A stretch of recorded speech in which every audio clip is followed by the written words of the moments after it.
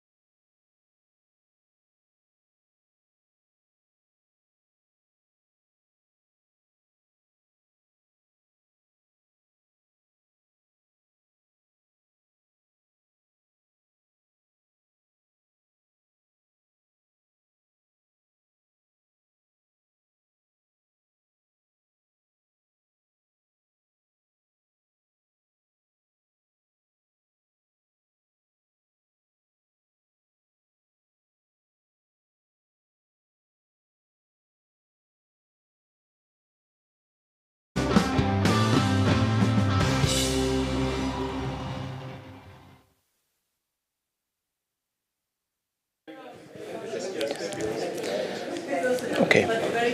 We'll start on time. So, buenos dias, good morning, bonjour. Thank you very much for joining the World Higher Education Conference. Welcome to the session on pathways between technical and vocational education and training and higher education. Today we'll be discussing a very important topic that is shaping higher education in many countries around the world. And to discuss those issues, we have the pleasure to have with us today my colleague Victoria Keys, policy analyst at OECD Center for Skills.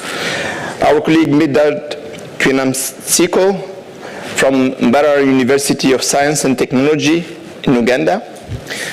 Michael Fong, Executive Director, Global Institute for the Future of Education, Tec de Monterrey, Mexico. And colleague Debbie Wesdon, Senior Fellow from Burning Glass Institute. Welcome to our speakers and thank you for joining us. The discussion on pathways between TVET and higher education, as I said, raises a lot of policy expectations. And I would like to frame the debate around three rationales or demand for these new pathways. The first one is an individual demand. We can take it from a right-based perspective. A quest for individuals to progress in their learning and lifelong learning, in their career path, in their self-esteem and their recognition from the society, from the labor market of their skills and their qualification.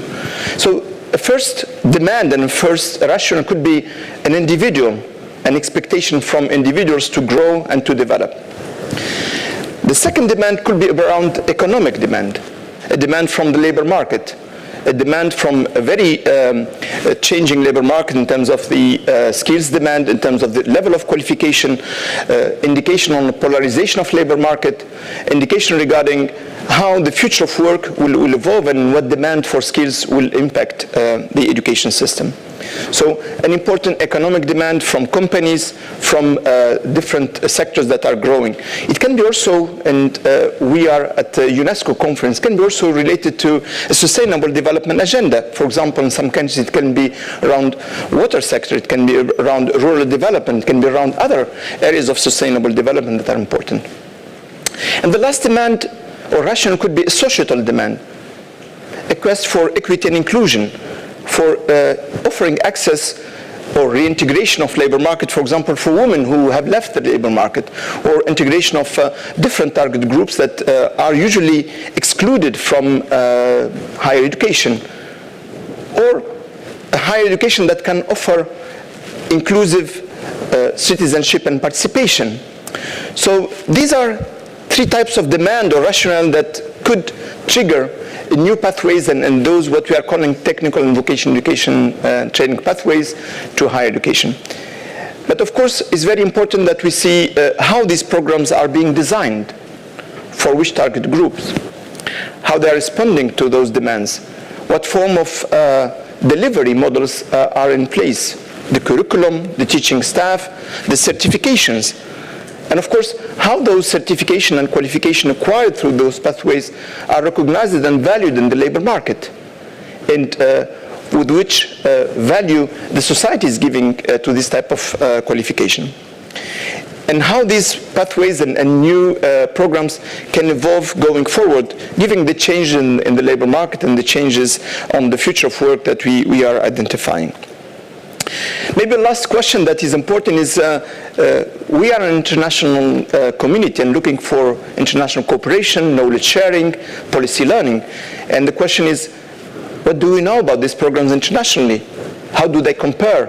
How we can use the experience in different countries to learn and to advise member states to address those type of issues? What statistics, what data we have comparable at international level? And do we have them? So these are some questions that we wanted to look at, and let me start with the first question is, what do we know from international experience and from reviews of different countries about those programs, how they are evolving, how they are organized? And I would like to give the floor to my colleague Victoria to tell us a bit about, Victoria, you have been doing an important work on professional higher education, and there are some findings that probably you can share with us. Please, Victoria. Thank you very much, Borjan. So when you look at professional tertiary education across OECD countries, it's a hugely diverse landscape. But let me just highlight three main types that we see commonly. One is short cycle tertiary education. So these are mostly 2-year programs, like associate degrees in the United States, foundation degrees in England, higher national certificates and higher national qualifications in Scotland. They sometimes build on a pre-existing vocational qualification. So for example, in Austria, these programs are in effect a continuation of upper secondary vocational education. But also in some countries where there is not much TVET going on at upper secondary level, like the United States and Canada, for example, these programs are a first occupational training opportunity for young people. But these programs also play a very important role in many countries as being a bridge towards bachelor level programs. So it's quite common to do, for example, in the US, an associate degree and then move on to a bachelor qualification. And there are these bridges, sometimes they're very well built, not always, but sometimes, for example, in Denmark, you can do a 2-year program in a business academy and then do a top-up qualification, just 1.5 years to get a professional bachelor's degree. So these are really important to build these bridges. Now, a second type of program we see commonly are professional bachelor degrees.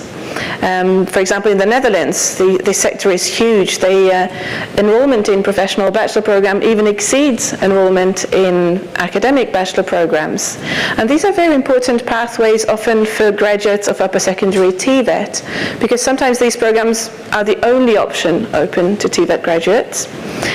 So it's very important to make them strong. And also sometimes they can serve as a bridge to the academic world of higher education. So for example, if in Germany you do a dual training program in upper secondary education, you can then do a professional tertiary program and then access universities, if you like, even without going through the usual upper secondary general qualification. And then a third type of qualification is quite distinct. It's professional examinations. Now, these don't exist in every country, but in some countries they do, and they are important follow-up on initial upper secondary TVET.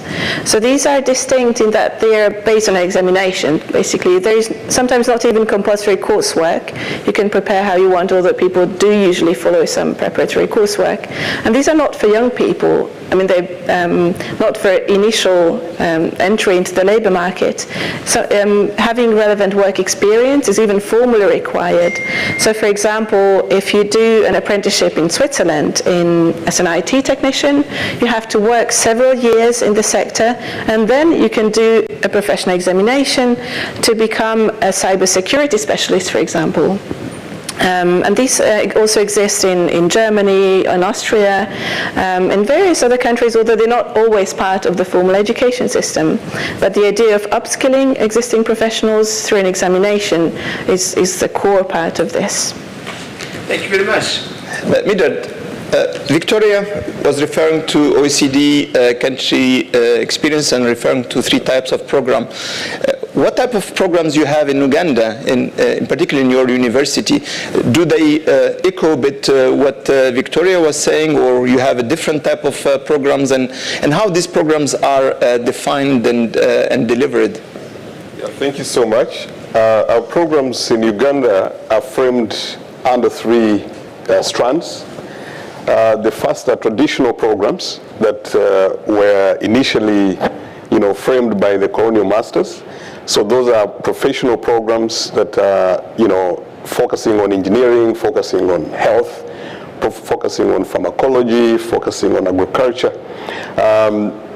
But the second framing is based on the changes that have happened globally And these are technological changes. We've seen waves of economic and financial globalization, demographic imbalances, and issues to do with the current waves of pandemics and all that. So that is another framing of these professional programs which are responding to such changes that have happened in order to speed up the future predictions. But the third is in line with the current demographic challenges that we face as a country. That is basically the youth unemployment and employability, whereby even when we've trained the young people to focus mostly on these traditional programs, but the labor market demands are not compatible to what exactly is being trained. So as a result, you have a floating population of young people. In Uganda, we have 70% of the population comprised of young people. That's the age of 35 below. And I think most countries in Africa are finding it like that. But you also have 60% of the youth unemployed. And most of these are graduates who have come out of university under certain professional programs. The challenge is that each year we have very many tertiary institutions, over 247 tertiary institutions that are able to graduate 700,000 graduates annually, but the formal jobs that are available for professional uptake are 90,000 jobs. So you can see a mismatch between what is trained and what is able to be taken up in the labor market. So as a result, the third focus looks at upskilling and reskilling to read exactly what the labor market demands are. And that's where the China Funds in Trust project comes in handy to contribute to that wave and revolution, so that our young people somehow can be integrated in the current demands of the labor market. Now, what the Ugandan government is trying to do is to focus mostly on the key strategic areas framed on the Vision 2040, but also the National Development Plan 3, which looks mostly at 5 strategic objectives. One of them will focus mostly on promoting the strength of the private sector, because in doing that, then you are able to address the gap in the labor market and see how the youth can actually be entrepreneurs and be private entrepreneurs that can contribute to the National Development Plan. But you also have the different strategic objectives focusing on agro-industrialization and also manufacturing, stimulating infrastructure growth and all that. So all these strategic objectives will need professionals that have high-level skills that can actually fit in the current demands in the market. So those are the 3 areas. The role, of course, is to stimulate national growth, but also improve the welfare of the local people. There are certain challenges in pursuing professionalism and professional programs and high-level training, because one, we still have an issue of mindset change, where people are still rigid on traditional programs, that if you're not an engineer, if you have not been trained as a medical doctor, then life is going to be difficult for you. So people still have that kind of mentality, both the students, but also their parents.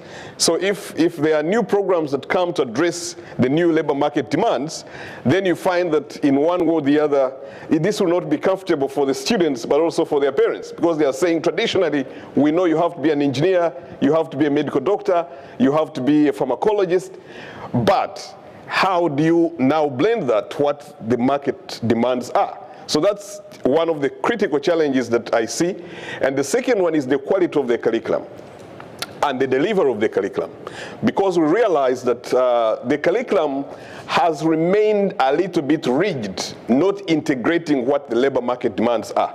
So what we're doing right now at Mbarara University of Science and Technology is to revisit our curricula and look at the gaps that are existing and what the labor market demands are, so that we have a match of the two. Then we are able to create employable youth, but also have them have lifelong skills that they need in their career. So that's what I can say, what we are doing. And under the CFIT project, we are trying to also start up some entrepreneurship courses that can create high-level skills for the already graduates out there. So we are focusing on agro-biotechnology so that students can have a take on some of the short courses that can again retool them and make them more relevant to the job market. So this is what I can say in the first round. I will come later to. That's excellent. Thank you very much. Maybe a very short follow-up question, but in 30 seconds. What is the gender dimension in this program? Do you, usually the unemployment rate of women are higher than men, particularly in those contexts, but also access to professional training and including at higher education is rather more men and more in way with less access to women. Is that also the situation in Uganda, or there is a rather change in that case? And what are you doing to ensure that there is better access for women? Yeah. In a nutshell, because I would like to move further. But, thank you so much. The challenge of gender is still eminent. Females find themselves with less chances of taking up some of these professional programs, especially with the changes that happen. For example, our science, technology, and innovation policy, which was launched in 2011, looks at the target of science, technology, and innovation uptick at 40%. But currently, generally, we have 24% uptick, meaning that we haven't reached at the level that is required. But when it comes to female participants, they are at 17%. That means there's still a lot of disparity. But what the government is doing under the National Development Plan 3, which has a theme on industrialization for inclusive growth. Inclusive growth in this sense means that there are many chances that are open out there for female students, but also female participants. And there are many focused programs, especially in universities. For example, my university has a gender policy in order to make sure that as we integrate in some of these trainees, we have a very strong focus on females, and we have given them opportunities to participate. Even the programs under the CFIT project, we are making sure that we are using a gender analysis approach and a gender analysis tool to make sure that females and other disadvantaged populations are integrated in our programs. Thank you. Thank you very much. Michael, you are a global observer of the, let me call it, the change in the labor market, looking at the future of work, both in Singapore and now in Mexico. And obviously, the question is how these pathways and how higher education can meet the changing demand in the labor market and the future of work. What are the aspects that we have to take into account? Victoria was mentioning also the differences, but continuity between initial higher education and let me call it continuing higher education, or at least for youth and adults. So how higher education should evolve to respond to those changes, and what are the changes that we have to cope with? Thanks, Maureen. So I'm going to share perspectives from both a policy-making perspective as well as an institutional perspective, right? So both in terms of looking at what kind of systemic change needs to happen and how can the change be implemented within institutions. If we look at traditional education and traditional higher education, part of the problem is it is very front-loaded. We invest heavily in many countries in the first 12 to 16 years of formal education, and then very little after that. I think, Victoria, you have pointed out some examples of countries that have systems that are much more accessible because of the way they've designed the systems. But I think in many other countries, we struggle with that problem. A lot of front-loaded learning, but not much in terms of lifelong learning. And if we look at any educational market, some of the most prominent players will be universities and higher education institutions, maybe polytechnics, maybe vocational education institutions, but they are major players. And if you look at their market share of workforce skills development and training, it's very little. In any market, it's typically very little. So that's where I think really the opportunity is. And with the Skills Future movement in Singapore, we had made a big push with all our higher education institutions to move into that space of what I would broadly call continuing education and training. Some people call it lifelong learning. The whole idea is your initial qualifications cannot adequately prepare you for the next 30, 40, 50 years of your career. And we recognize that. But the question is, what are we doing about that within our educational systems? And in my view, we need to create more pathways and more entry points. And we need a much more diverse range of educational offerings. Short cycle programs, longer programs, or just even awareness programs. Again, under the Skills Future movement, we had launched a very broad-based digital fluency, digital literacy program. And if you think about digital skills, that bar is going up, not just for work purposes, but just for day-to-day living. So how do we mobilize the entire educational system, of which higher education institutions are a big player, to support that effort to really offer upskilling and reskilling opportunities for wider segments of population? Now, if I come from an institutional perspective, quite a bit of change needs to happen. As universities, as higher education institutions, we are not well structured to be nimble, flexible, agile. We don't keep our ears to the ground with industry needs as much as we need to. And so it's not surprising that we're seeing a growing gap between the skills that our graduates have and what the industry needs. And even the range of executive education, professional education programs are quite limited. They are available for particular segments of the population, but not relevant for other segments of the population. So as institutions, I think we need to respond to a growing market need for upskilling and reskilling, look at how to reform internal governance systems so that we can be more agile and more flexible. I'll take the example of Tec de Monterrey that I work at right now. About 8 years ago, the university had decided to transform to a completely competency-based education system. And that's a major move because there's a lot of risk involved. But the whole idea is we need to unpack our curriculum and understand more clearly at a much more granular level what kind of competencies our graduates, our students are acquiring as they go through their learning process. And along with that, we brought in challenge-based education concepts, where we bring real-life industry problems into the classrooms at the undergraduate level so that students can work on these problems and develop industry-relevant skills. So by the time they go out to the labor market, they have the right skills that employers need, they have the confidence of having worked through these problems, and they're well prepared for their first job.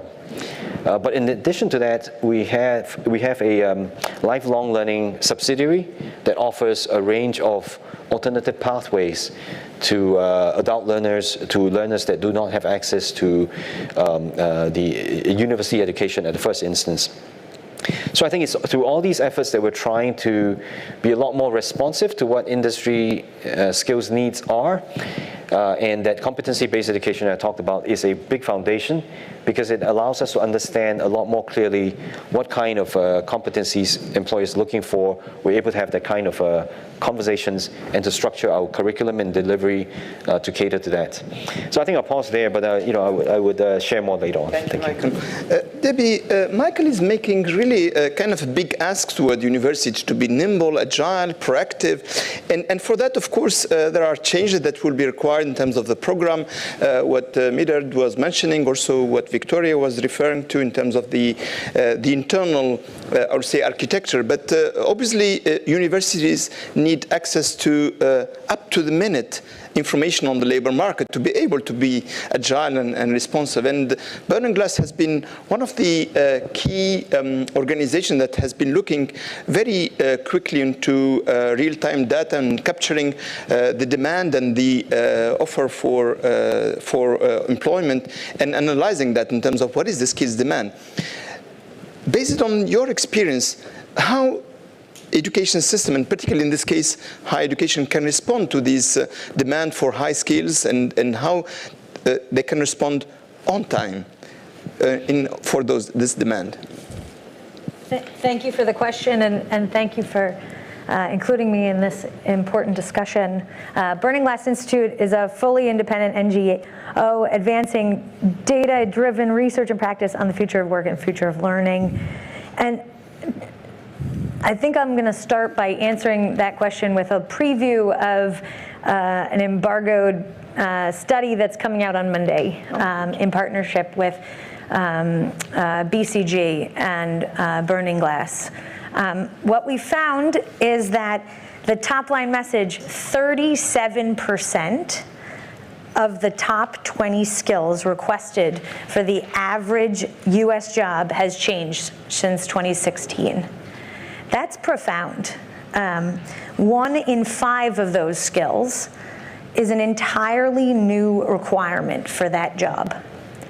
So if we think about that, and we think about the rate of change for skills within jobs changing and accelerating so quickly and significantly, we need to start thinking about, rather than just whether jobs are, we need to approach it from what is the nature of a job, and how is curriculum and programs aligning to this evolution of jobs and roles. And so, you ask yourself the question, if 40% of the skills are changing, is 40% of the curriculum changing?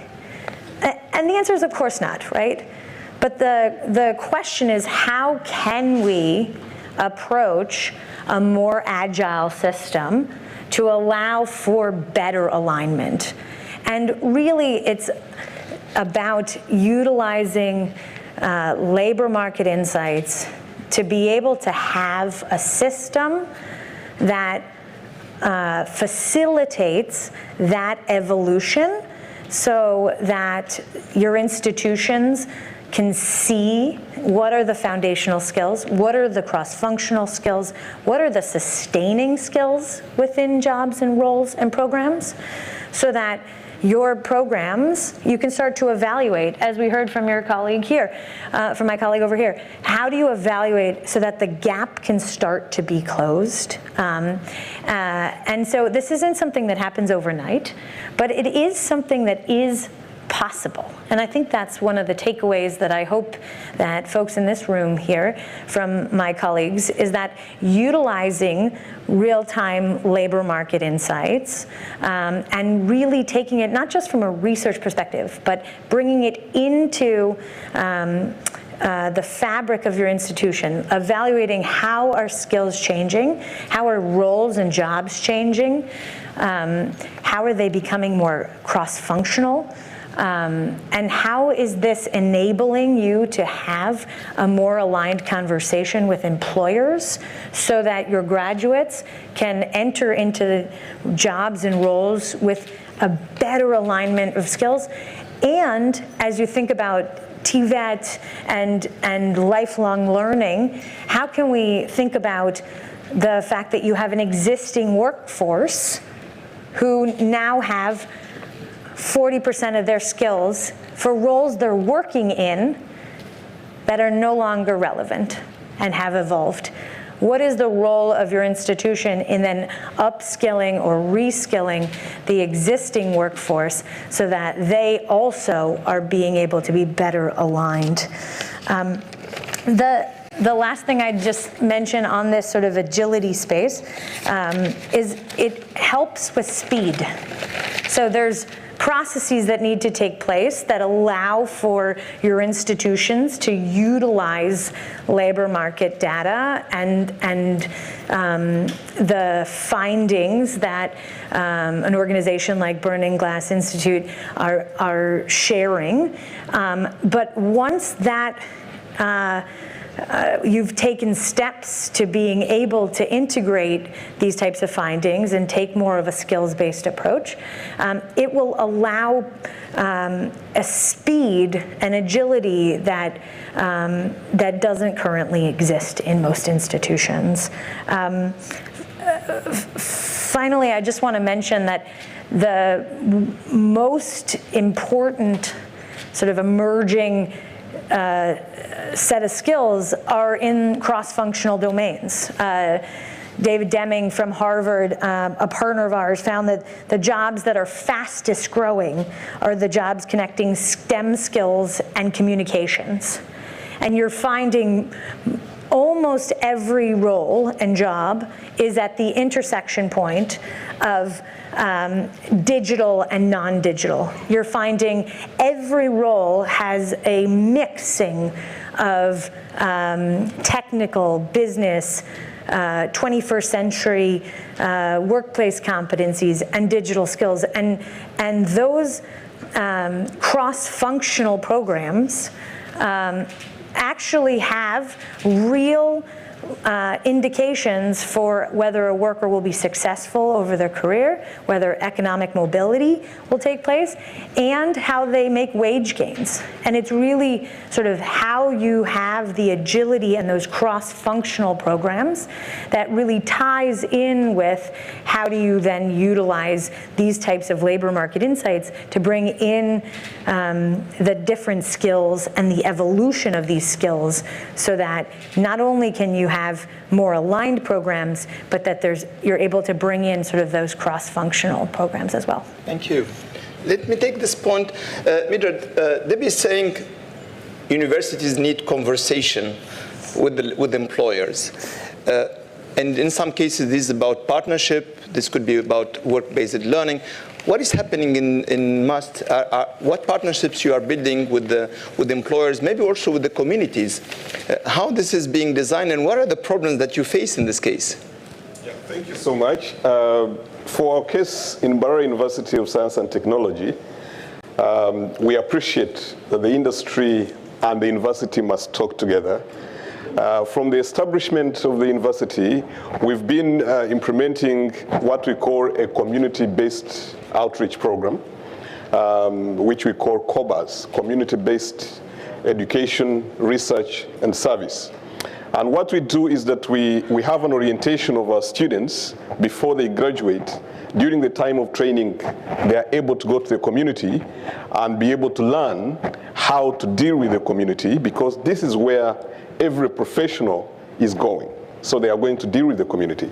So that's one of the first key identifiers of making Barrow University more of a university, not a high school, because there must be a difference between high schools and universities. The second part has been the issue of innovation. I'm the Director of Innovations and Technology Transfer in my university, and what I have done in my time is to make sure that we have annual hackathons and exhibitions. So these help to bring industry on board and also to bring the university to the industry. So in doing that, we periodically identify community-based challenges, industry-based challenges, and bring the industry together with the university and talk together. Although this has been frustrated by financial shortfalls, because being a government university, it becomes more challenging to keep the pace of engaging industry oftentimes. So we are very much grateful that the China Funds in Trust with UNESCO implementation is going to help us to steer that kind of relationship that has to exist between the university and industry. Because without that relationship, we are not doing well, because we are training for industry. So if we don't know what the industry demands are, then we are going to have challenges. And the third has been in terms of conducting annual research dissemination conferences. So from the number of researches that are always conducted throughout the year, we have an annual research dissemination conference where we bring industry players, employers on board to come and talk with the university about what has come out of this research and how research informs what is happening there. So that is very pertinent, because it helps to share experiences, but also keep the relationship ongoing. Now, the critical challenges here are that, first of all, because of limited financial capacity, our students do not spend enough time for industrial uptake. So you find they are doing internship for, let's say, 1 month which is not very significant, to help them get hands-on training and skills that are needed in the labor market. So we are trying to redesign this under the UNESCO CFIT project to see how best we can have our students stay longer in the industry, even do some apprenticeship after their training, and that can help them gain more practical skills that are needed in the labor market. And then the other challenge that is critical is that we need to bridge that space, because industry and university have already seen themselves as giants. So each of them is taking a different dimension, but there's no clear mindset change that we need to talk together, and that in itself creates a big burden on the graduate that is eventually going to get out. Because this graduate is finding himself in the industry, which industry is not prepared to receive him. So we have to make sure that the university and the industry are talking together, and that's what we are trying to bridge in our next phase of implementation. The other challenge has been at the policy level.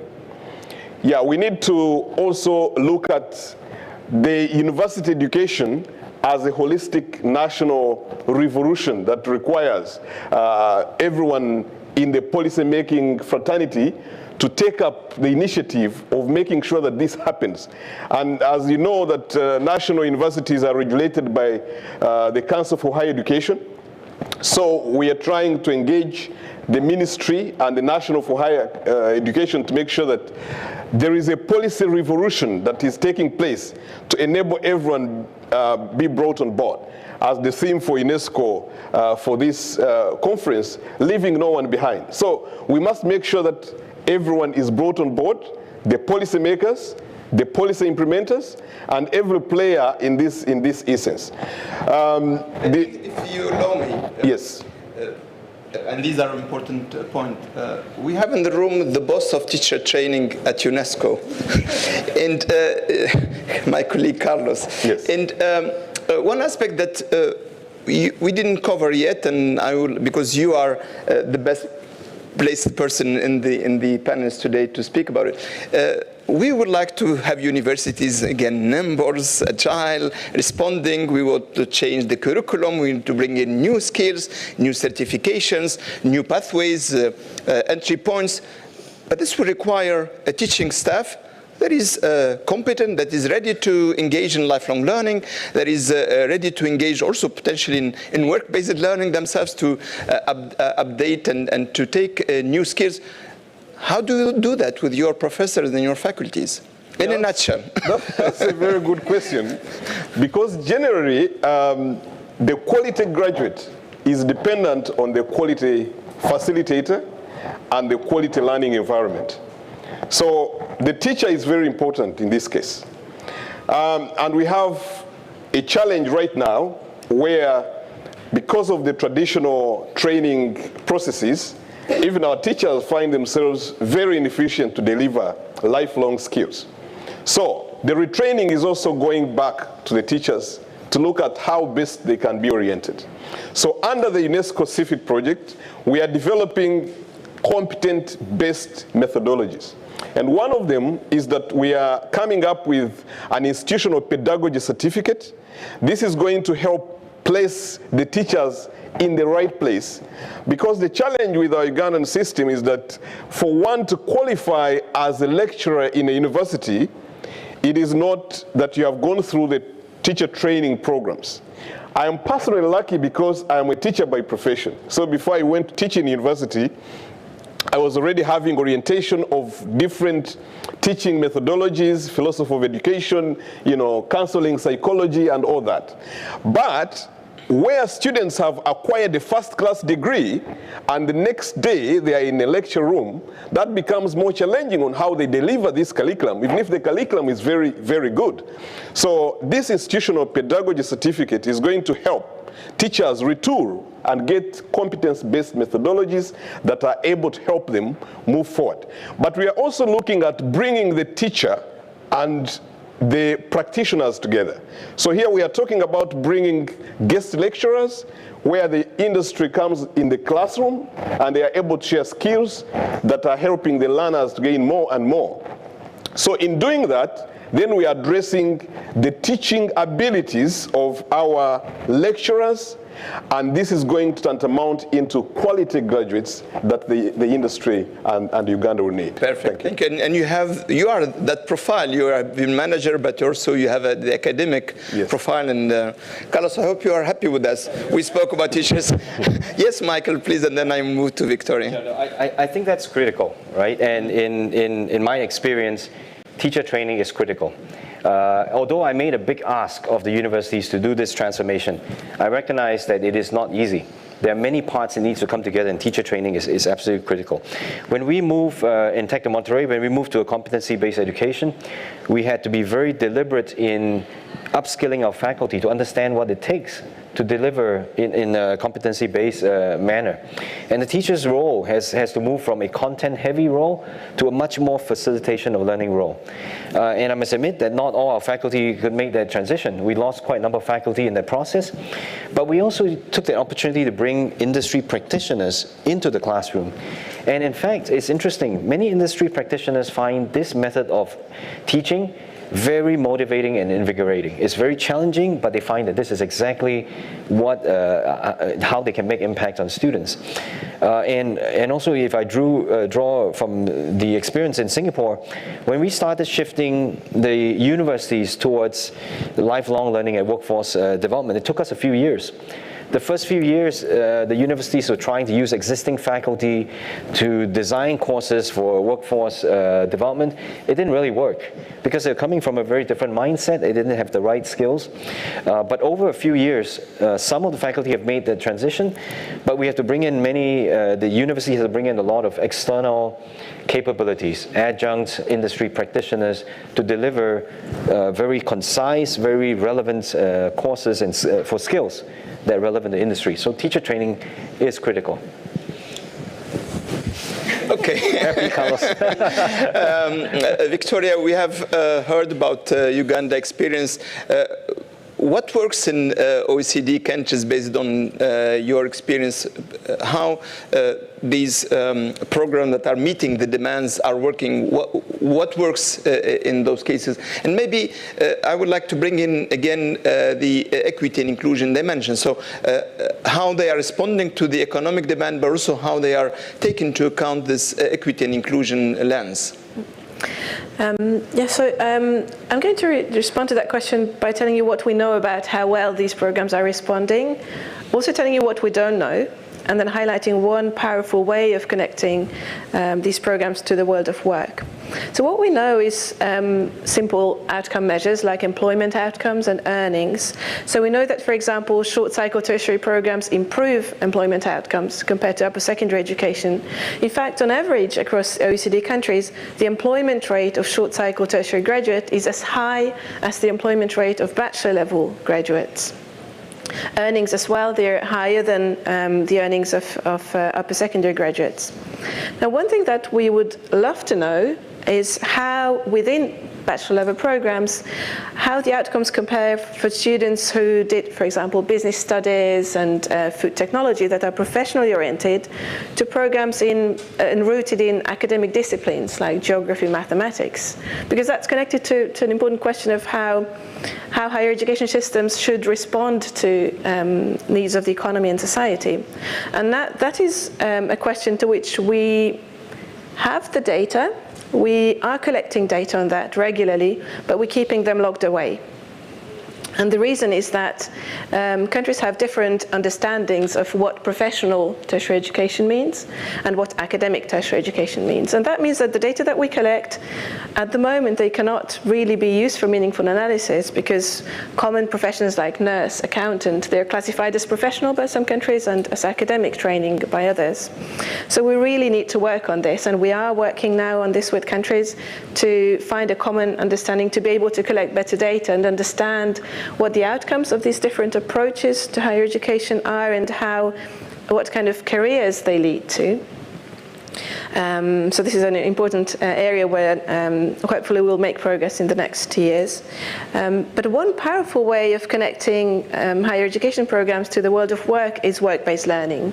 So as we heard earlier, bringing industry practitioners into classrooms is a very powerful way of bringing in industry knowledge, but also it's helpful to impose work-based learning, not as an optional add-on, not something that you are welcome to do if you like, but making it compulsory so that there is this imposed connection between provider institutions and the world of work. And also that's also imposed on employers, because if they don't talk to the institutions, then they just won't get the skilled workers.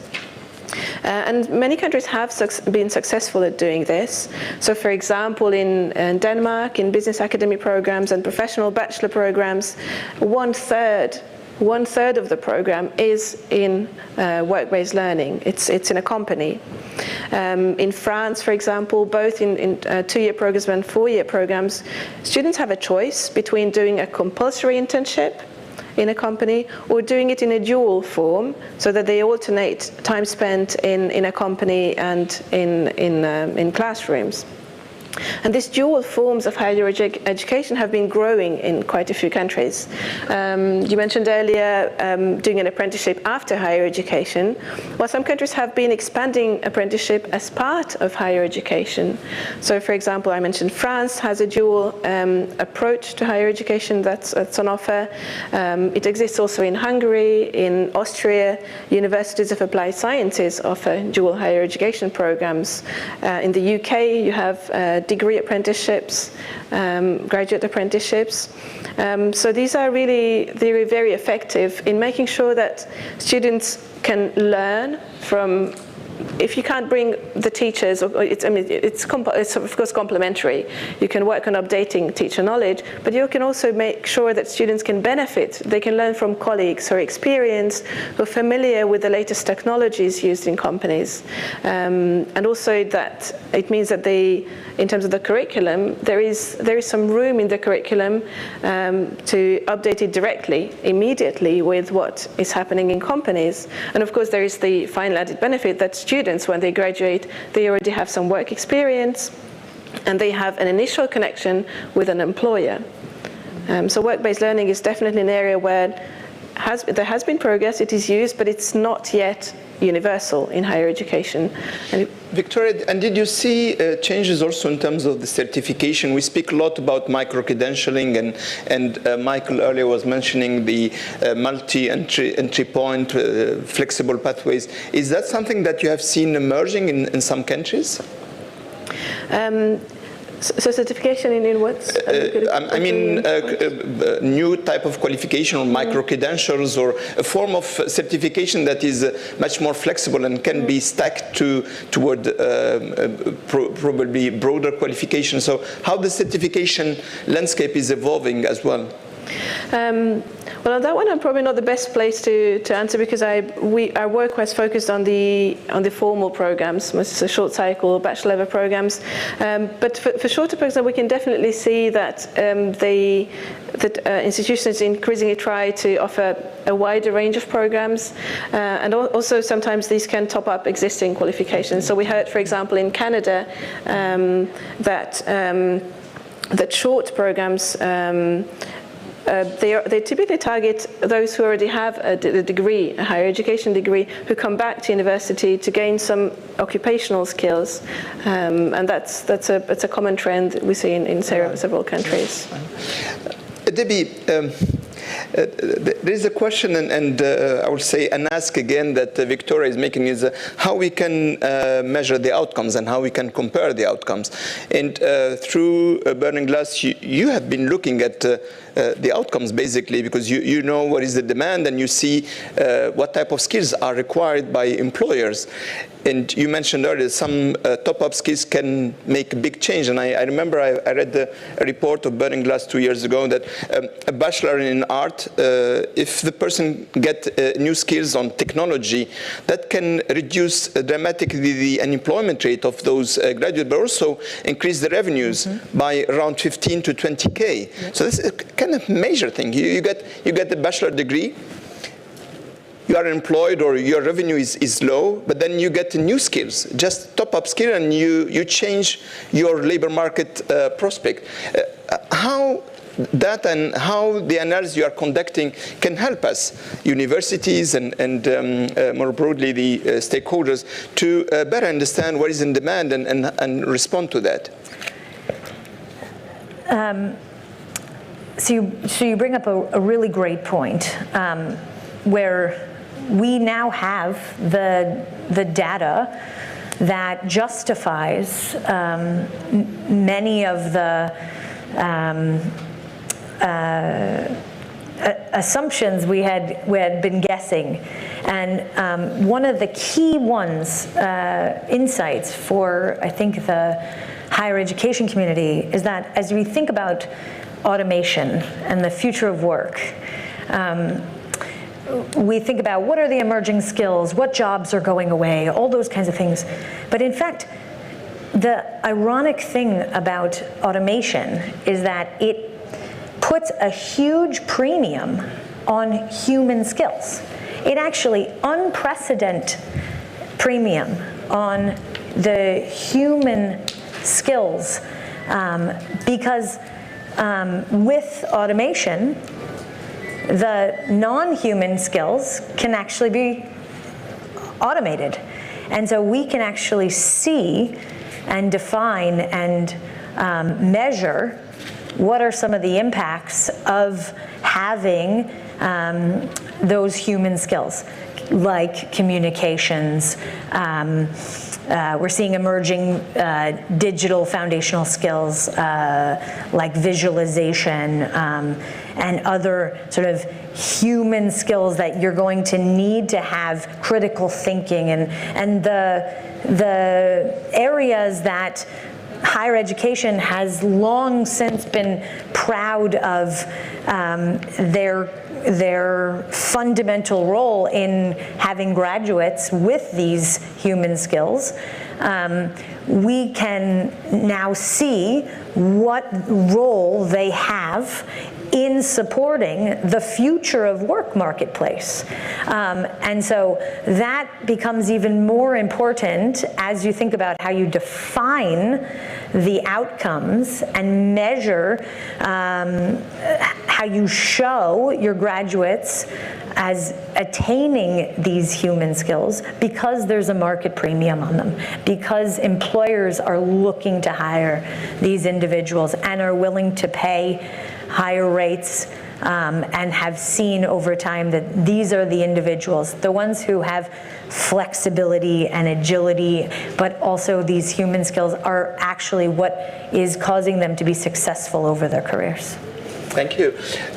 You're speaking about human skills, but there is also superhuman skills that we would like to have, is to anticipate about the future and to know what is happening in 10 years' time. And we are all interested in anticipating the demand for skills and looking at the demand for skills. Some forecasts is that 70% of the jobs, and by 2030 we don't know them, and all these aspects that sometimes they seem to be more metaphysical than physical things. But obviously it's very important. I think Midard was mentioning in a country like Uganda, there is a development plan toward 2030. So defining some priority sectors, defining where the country would like to be or is ought to be by 2030. And of course, it's very important to develop those techniques that helps us to respond in real time, but also develop methodologies and techniques that can help us anticipate about the demand. And Michael, you have been looking at those different methodologies. At UNESCO, we have done also quite important work on forecasting labor market demand and foresight exercises. How these exercises can help us today in a quite disrupted labor market. We didn't foresee the COVID. We didn't foresee some of the things that are happening today in terms of conflict. So first of all, what do we know about these methodologies? But second, are they useful today? Well, I answer the easier question first. The second question, the answer is yes. It's useful today. Let me talk a little bit about the methodology. And this is what we have applied in Singapore, and we've seen good results from that. The first is to start with an economic strategy. All these efforts towards skills anticipation, skills delivery has to be supporting the major economic strategies of the country, of the city, or of the state. And once that is clear, then you can work with stakeholders in that industry sector to look at what kind of skills needs the industry faces. In the Singapore context, we had developed 34 skills frameworks for various industry sectors that covers 80% of the GDP. We convened with the industry to map out the job families within the industry, the job roles within each job family, and for each job role to look at the technical skills that are needed, the soft skills, horizontal skills that are needed, but also the emerging skills or future skills that's likely to impact that particular job role. Right? These documents are open access. You go to our SkillsFuture website, you can download these documents. They're extensive documents, a lot of industry consultation, a lot of inputs from higher education institutions, but also looking at other data sources like Burning Glass, like LinkedIn, to make sense of what the skills landscape looks like for each industry sector. Now that skills taxonomy is a good starting point to then think about how do you organize the education and training sector to deliver the supply of these skills. And also to provide the language as we talk to companies, as we talk to individual workers. If you aspire to move from this job to that job, what is the kind of top-up that you need? Right, so really underlying that system is this common language that we can then use to organize the supply, but also the demand for skills, and to be able to then assess whether the learning outcomes are achieved of different courses for the kinds of skills that are needed. Now, during the COVID pandemic, we used that skills framework very successfully. When we had workers displaced from sectors like hospitality, from air transportation, we had to find ways to quickly move these working professionals to other sectors where there are still jobs. And we had to understand what was the skills gap between the current job and the jobs that we're trying to move them to, and to design rapid interventions that will help to move large numbers of displaced workers into other sectors. And so that's why the second question is, yes, it's still relevant. We're going to see more disruptions going forward, whether it's from technology, from geopolitical movements, reshoring, nearshoring. It's a big trend now. So that places major disruptions in the skills needs of the labor market for different countries. So that's a methodology that we've gone through. Maybe a follow-up question to that.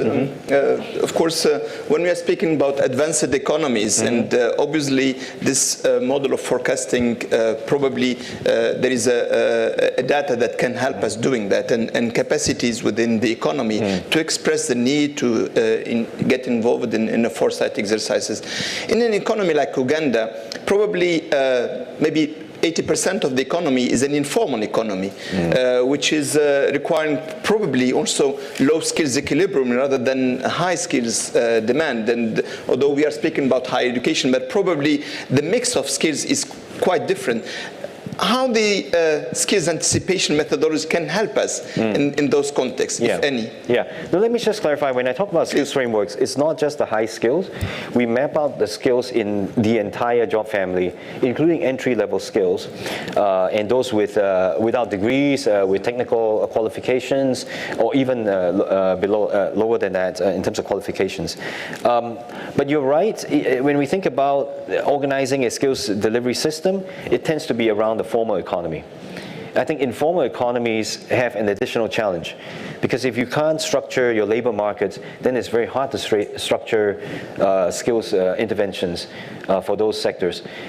For the low skills and low wage segment of the population in the SkillsFuture Singapore context, we design specific interventions. We call it progressive wage models. We take a particular set of workers and look at how do we pair upskilling with wage increments. And we've developed a number of these progressive wage models in sectors like security services, in food and beverage, to give them a skills-based progression wage career pathway. And that's how we address some of that.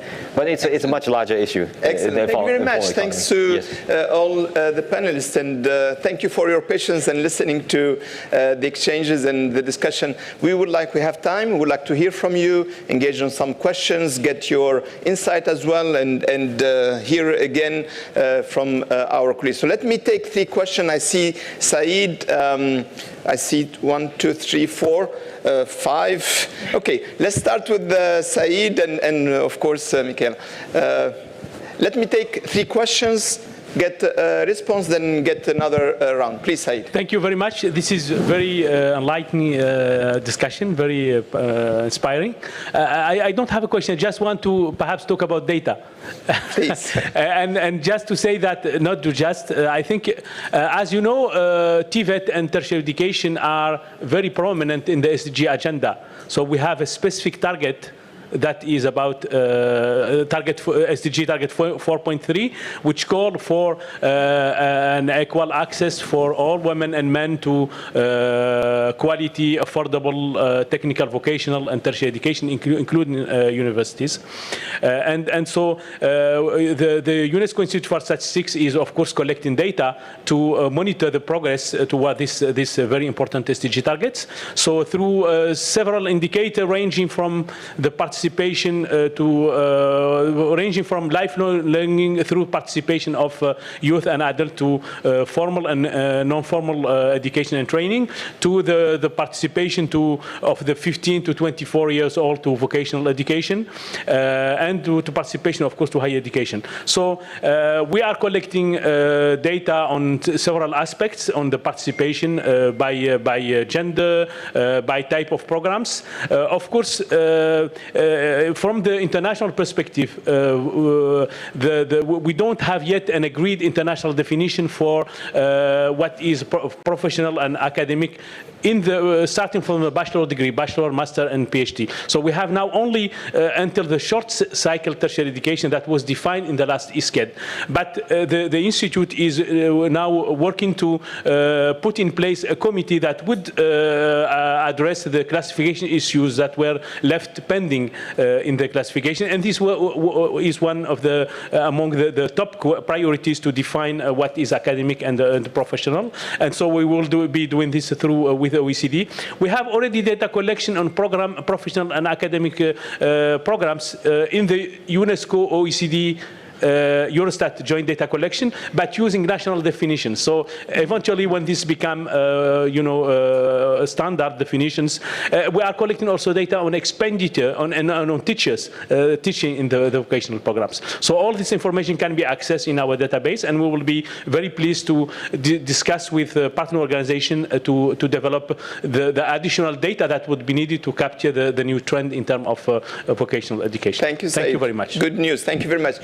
Let me give the floor to Qinglin. If you can introduce yourself, because I know you, but colleagues are sitting, so yes, ni hao, sure. please. Ni hao. My name is Qingling, and actually we have many of the CFIT countries here. I work in the section of higher education at UNESCO, coordinating the China Funds in Trust project on youth skills development through higher technical education. We have 1 hour star up there, Uganda, Must University. And my question is, in this panel, it's very rich and engaging when you talk about the universities, industries, everybody working together. And everyone needs to walk certain miles. I'm talking in the context of Africa. Also, you mentioned the informal economy where the industries are not so organized. So I wonder, when the universities need to take so much responsibilities to engage the industry, how do we leverage the incentives for the industries also to come closer to the universities to engage and to support work-based learning and youth skills development? We have a lot of collaboration in technological transfer, in consultancy, joint research, but the training focused in university-industry collaboration is very limited. So thank you. Thank you. Please, over to you, and maybe Namibia experience and other questions, please. Corinne, thank you. I'm Frans Hertz from Namibia here. Thank you for the insightful information which you have shared. It's truly appreciated. But I'm sitting with 2 main issues or questions. The first one is we've been talking all along about the labor market, about economic demands, etc. And that begs the question of what really is the purpose of education. Is it just for prosperity, economic gains, or does it go beyond that in terms of the SDGs? Two, we talk about pathways between TVET and higher education. Now, how do we articulate? I've not even heard the term articulation. Now, how do we articulate between TVET itself as a structural or a system and the higher education system in order for both to enjoy parity of esteem? Thank you. Thank you. You remind me about the report that we have prepared, Katerina. we brought those books, so there is some response in your question there. But let me take first round of reaction from colleagues. Maybe Victoria, Said was mentioning this effort, and I know also that you are having some effort also in understanding better in mapping. Maybe you can share with us the experience you are having on that case, and maybe. I think the question from Ching and you are referring to that, but maybe you can tell us a bit more about the challenges.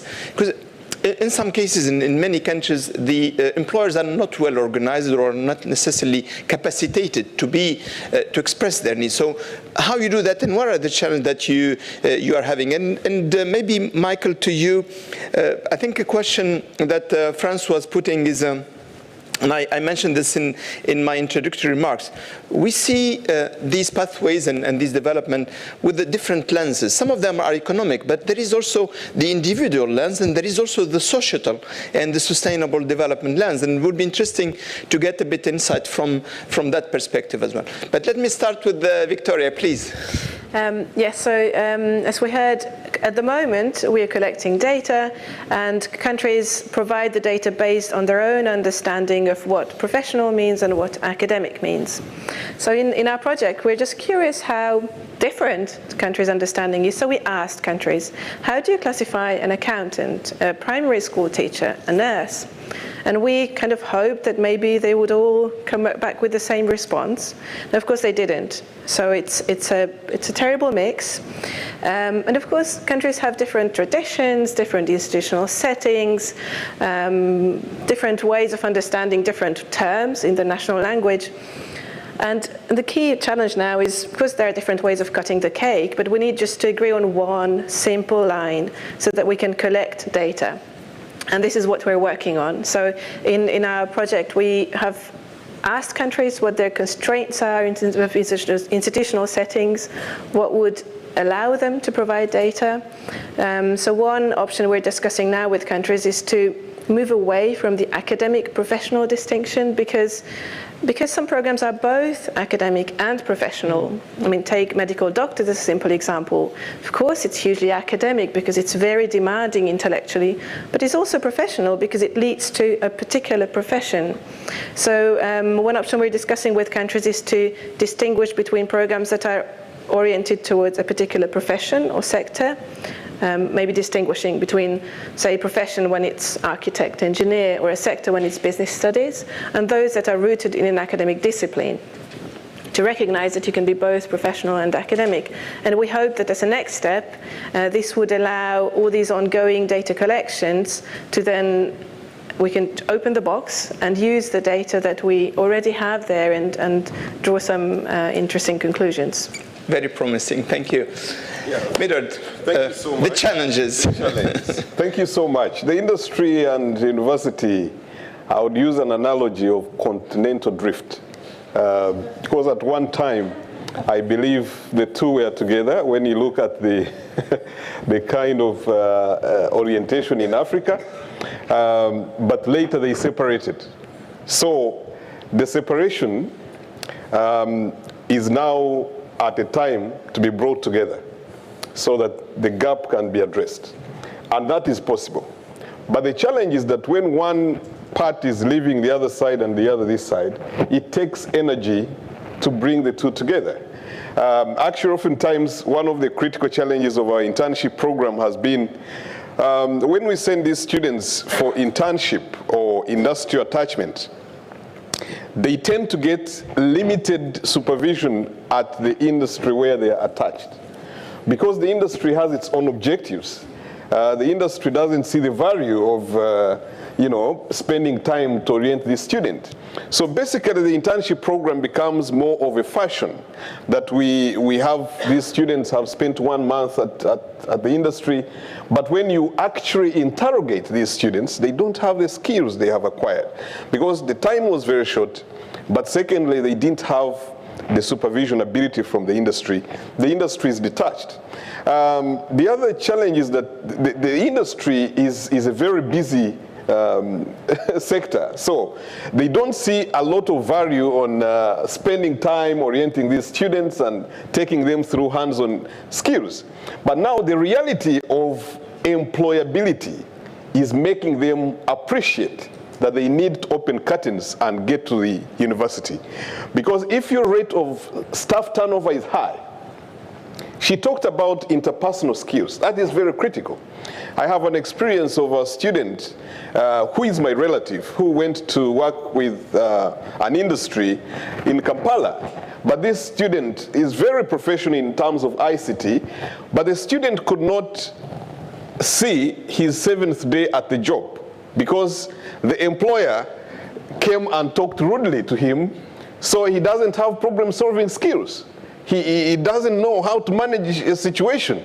So he resigned in 7 days, and he is now unemployed. So that has now made the industry appreciate that since we have this high level turnover of our employees, we need to go and engage with universities. But one of the solutions to that has been that we try to come. A win-win situation in this case is very important. So as a university, we are the ones concerned. So we are opening up our platform to industry, and we engage industry in terms of having consultative meetings, but also annual and periodic regular forums where we are able to talk with industry to appreciate the challenges. We have also been able to appreciate them using some reward mechanism systems. We give them some certificates of appreciation for those that are able to employ our graduates more regularly, and as a result, they tend to come on board. Lastly is the issue of their corporate social responsibility, which is on rise. So they find that very important to be interested, even in supporting some students to have lifelong skills in universities, and as a result we find now that is going to be well aligned, and the continental drift is going to be to end from there. Thank you. Thank you so much. Debbie, you are at the intersection as well. What would be your perspective here? Yeah, I was struck by your question where you used the word responsibility, and I think that it does. The panel comes off as saying, TVET, higher ed, you need to transform and become agile and do all these things, right? But when it comes to industry, there's an opportunity. And I think that's really important, to think about yourself as the bridge, where employers tend to be, if you think about it as a two-sided marketplace, and employers are looking for the talent and the workers that have skills, or to support their workers to having continued skills, they tend to be the least sophisticated in knowing how to do this, and tend to lack the ability to articulate what they need and where it's going. And they tend to not have forums, at least in the United States, but I've been involved in APEC work for many years. That's where I met my colleague over here, where you bring together employers and you can find commonality. And they tend to not have forums where they are brought in by a trusted partner and convened peer-to-peer to have them articulate what it is that they need so that there's confirmation and agreement. And if your university is willing to do that, the data that we talked about, the labor market data, becomes a vehicle. It becomes a translation table-setting tool to be able to convene employers, create common language, and position your institution as a partner in being able to be a solution provider.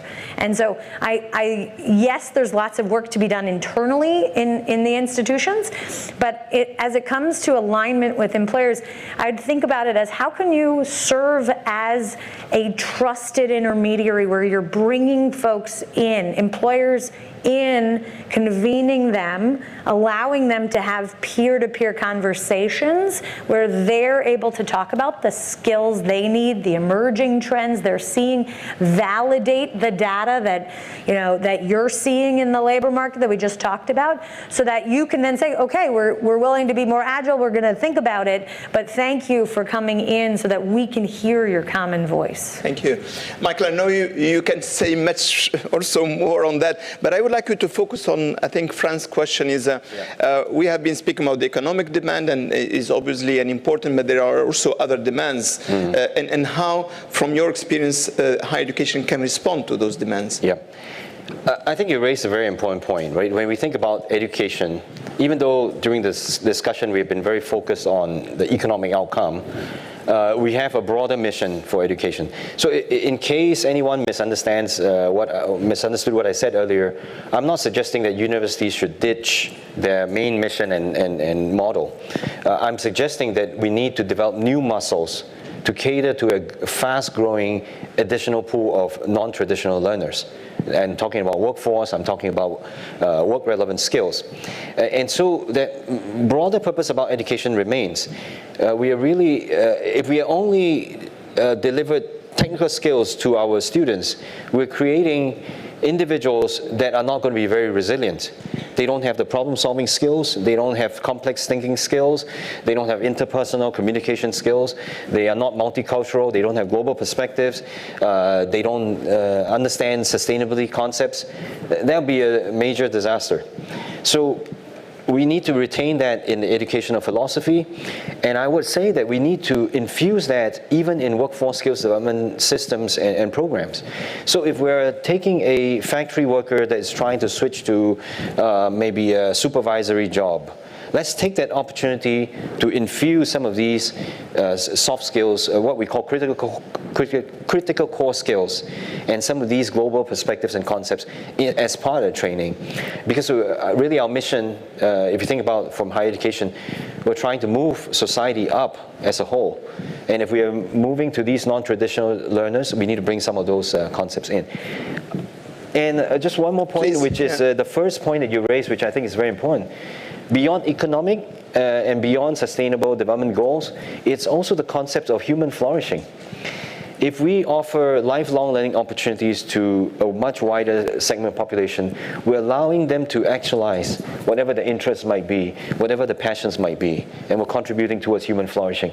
And that's, I think, some of the efforts beyond the economic ones that we also have been pursuing as part of the Skills Future movement. And on the inclusion front, at the institute that I run, we run a annual competition to bring quality education to marginalized communities around the Latin American region. We call it T-Prize. And that's really broadening the view of what education can do in the future. And yesterday we have seen in one of the programs that in some higher education institution, credits or part of the program that is allocated to engaging in the communities and serving the local communities. So it can bring this aspect also of flourishing, but also making the other flourish, and I think that's an important aspect. For gender balance, I'm sorry, the time is running. I will take two questions here, and then the two. Olivier was there as well. Okay, it's too much. Okay, if you are short, then we can manage. So let's take first you, and then you and Olivier, and I will try to take you. Yeah, thank you very much. Good morning, everyone. I'm Michaela Martin from the UNESCO Institute for Educational Planning. So what I have heard from you from this fascinating debate is that we need need much more organic linkages at different levels, actually, of the education system. At the top level, at the systemic level, institutions, higher education institutions.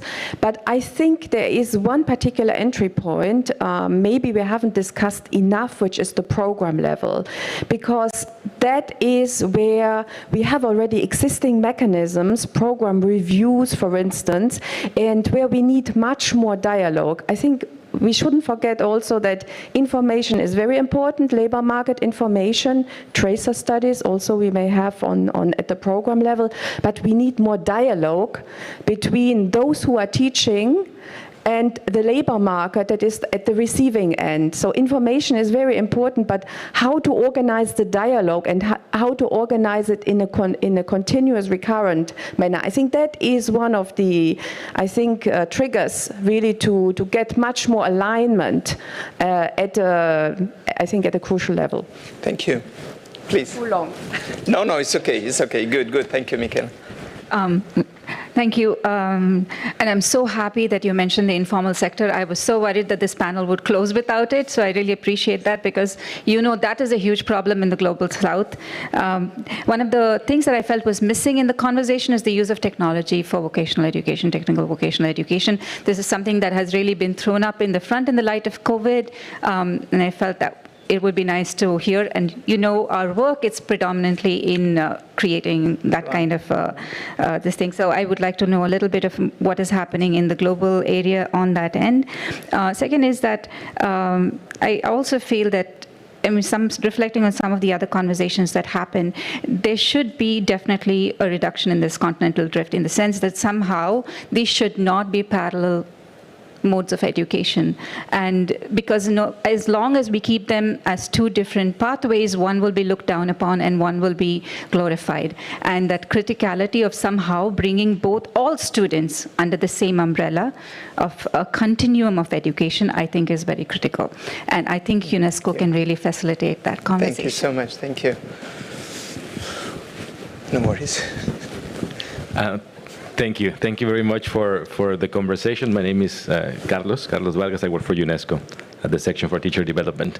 Following Micaela's comment and the conversation on teachers that was had in the panel, probably just one follow-up question as to the opportunities precisely for dialogue. I think it is very important in bridging or strengthening that nexus between the professional, the qualifying, and the life skills, so to speak.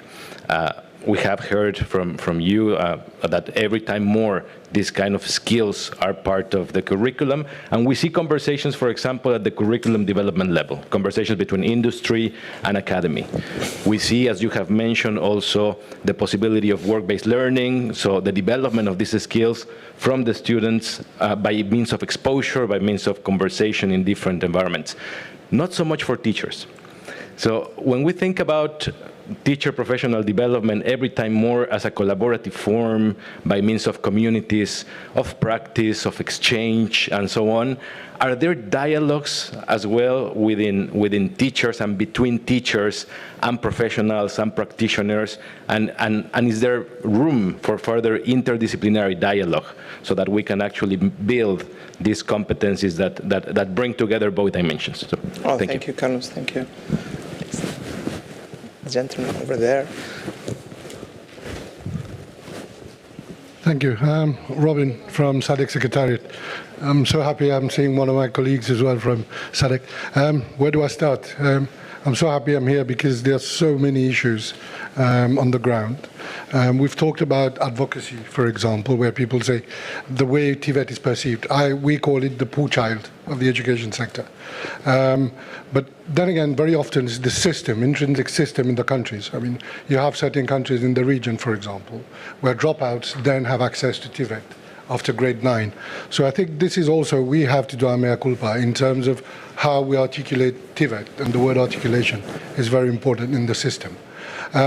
Somebody talked about competency-based framework. I think this is extremely important. At the level we're working with ETF now at the moment. I'm telling that because we'll probably be working with UNESCO as well. We want to develop a competency-based framework for the TVET sector, albeit generic, at least provide guidance to member states. Somebody talked about platform, and here I'm very happy we're talking about the private sector and the university. But I still feel, given the context within which we work at SADC, the role of government should not be underplayed, because there's the economic right aspect, but also the social aspect. And government can play a crucial role, because we could have this strategic vision of the country as well, and then government could actually try to bring together the private sector, but also universities. I mean, this debate about skills mismatch has been there for 20 years, but we're still talking about it. And I think we really need to talk in terms of how to bring also government in this discussion. One of the things, and again, we're hoping to use the NATCOM of UNESCO, is to have national platforms. Given the red tape potentially at regional level, maybe one of the things we could try to engage with member states and see how we can have these national platforms to start this conversation between, to increase program relevance.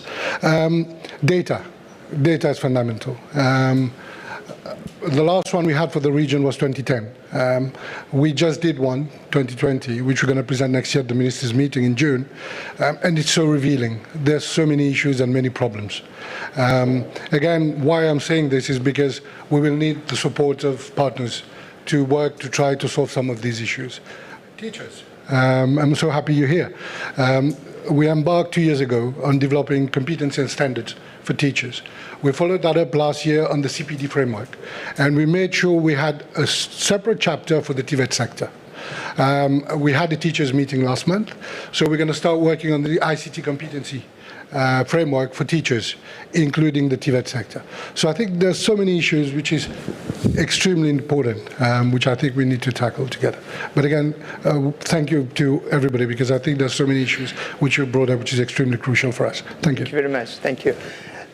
We'll take very quickly the gentleman here, and I'm sorry, it's very late, so we will take the last two, and then we'll give the floor to the speakers. Okay, I'll try to be very brief. My name is Jonathan Williams. I'm a consultant based out of Canada, higher education consultant. I think one of the things we know about linkages between higher education and the labor market and employers is that this is not something that happens overnight. It happens through it's a very much kind of a cultural process. It's very much kind of an informal kind of relationship in many cases that develops through a whole host of different structures, but that often takes a lot of time. I'm interested in hearing a bit about how institutions or jurisdictions can develop, in pedagogy, institutions in Canada, for instance, have teaching and learning centers that work heavily on how to help faculty improve their instruction. What kinds of infrastructure can you build, or nodes of sort of expertise can you build that support sort of institutions, support employers to improve those relationships, to maybe accelerate the development of these sort of this culture of engagement or these informal linkages? I'm interested in what kinds of groups you can set up like that, or have been done and might have shown success in different jurisdictions. Thank you. Olivier?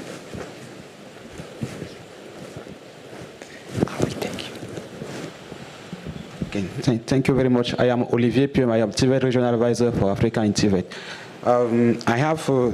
It was very interesting, the discussion. I learned a lot. So you see, I read lots of things. I write lots of things in my document.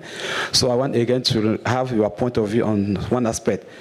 From my experience in general, the difficulty is not only to involve private sector in university, it's also to involve top management, teachers, staff of university in the relationship, in the professionalization of the higher education. I will just give an example and then ask my question.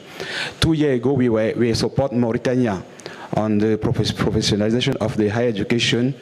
And during our analysis, we found two problems. The first one, each of the university was managed by in university, you have a vice chancellor in charge of research and relationship with private sector.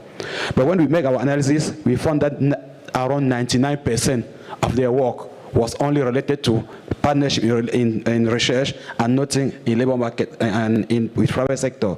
Also, in the work with teachers, when you see the promotion of teachers, most of their promotion is linked to what they are doing in terms of research and nothing in terms of facilitation of transition to labor market, nothing in terms of relationship with labor market and so on. So my point is to know, do you have some good practice, good practice that you can share with us in terms of incentives that can push top management of university, teachers and staff to be more involved in this in professionalization of higher education? Thank you. Thank you very much. I give you the floor, not to keep you frustrated with us, please, but very, very short. Okay. Thank you very much. Just I appreciate the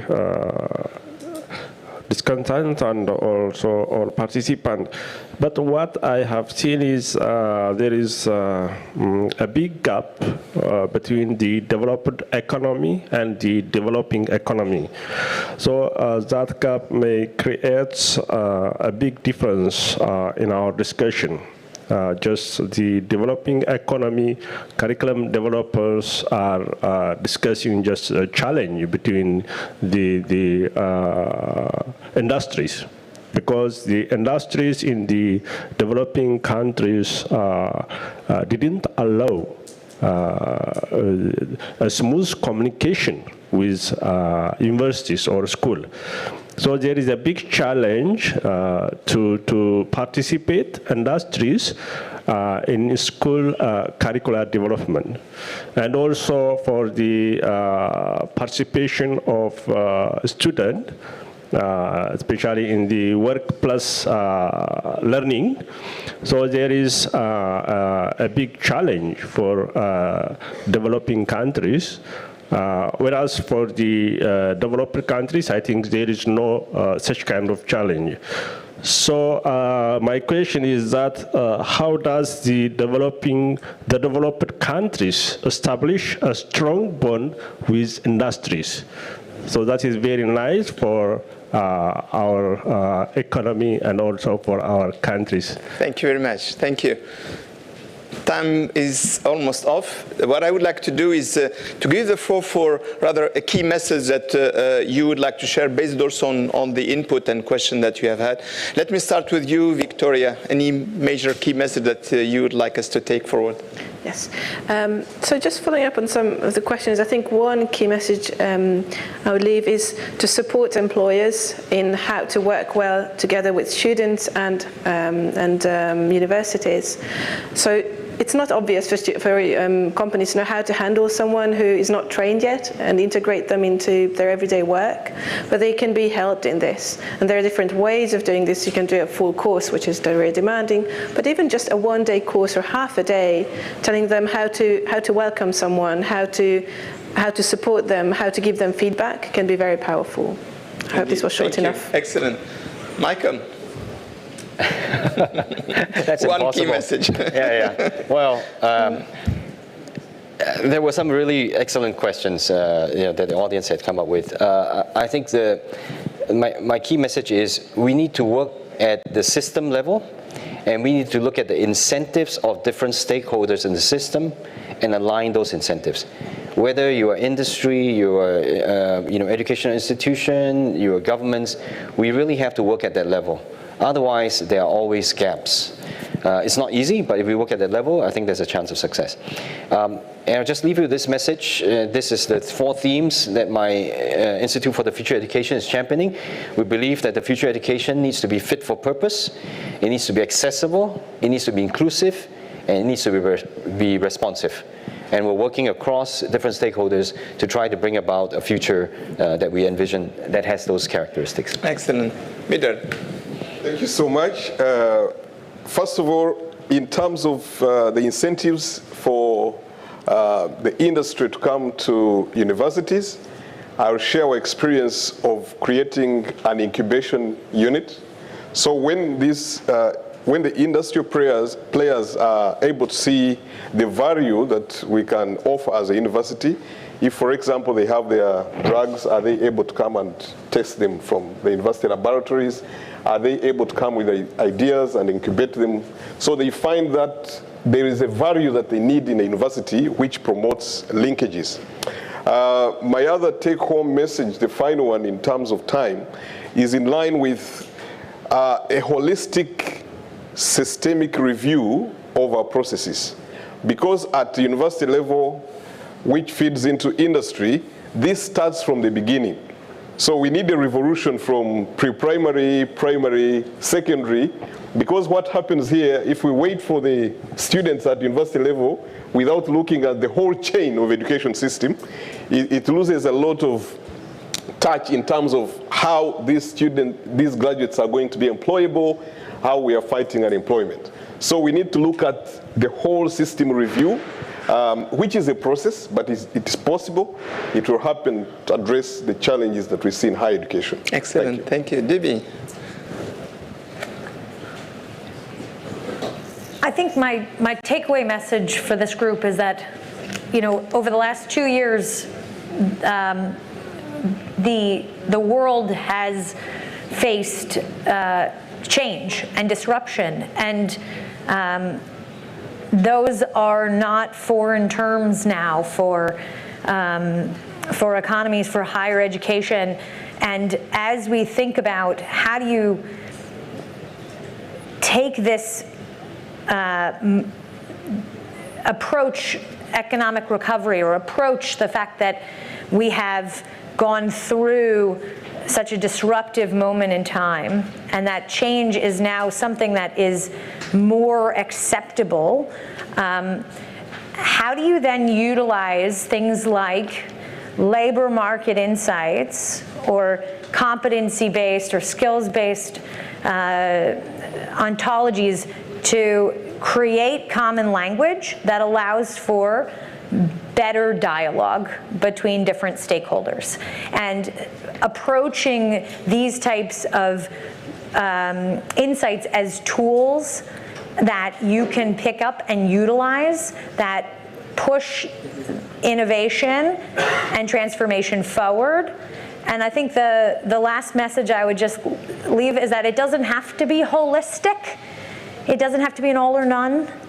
Find a place within your institutions where you can start, where you can bring out the skills, whether you're in a developing economy or more developed. Find an area that is a place to start, bring in industry, ask them what their needs are, look and evaluate the programs that you have, and think about how can you start that seed that could then spread from there. Thank you very much. From a UNESCO perspective, of course, we have adopted a new strategy for technical and vocational education and training that does look at those aspects of pathways. Of course, this conference is an important moment in terms of deciding on how higher education will go forward, and then how it will meet those challenges of future of work, but also sustainable development. We have this vision of the futures of education that is driving, of course, our work. We have research that, and we just shared this report that my colleague Katerina has been leading, and we are building on this work. We have regional work that is being conducted. My colleague Said mentioned also the work on data. And we have the TVET project, which is, I would say, our one of major flagship on how we can articulate between vocational training and higher education, and how technical and higher education can meet the demands from the economy in 5 countries in Africa. Let me thank our panelists for their intervention and the insight that they shared with us. Let me thank our interpreters who stayed with us beyond the time. Thank you very much. And muchas gracias to our technician. Thank you very much.